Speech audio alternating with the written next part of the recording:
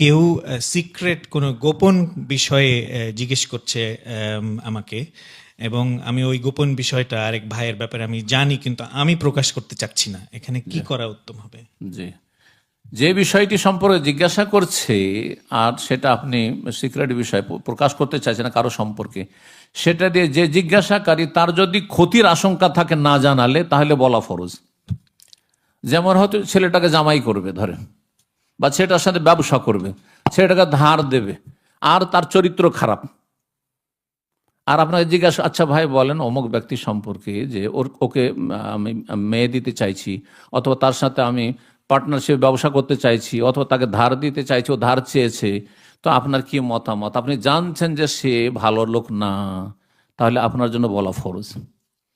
কিন্তু যদি এমন কোনো সিক্রেট বিষয় হয় যেটাতে যেই ব্যক্তি জিজ্ঞাসাকারী তার কোনো ক্ষতি নেই, তার কোনো ক্ষতি না, লাভ লস কিচ্ছু নেই, তাহলে লুকিয়ে রাখতে পারেন আপনি, হ্যাঁ, রহস্য গোপন করতে পারেন। জি, জাযাকাল্লাহ খাইর শেখনা।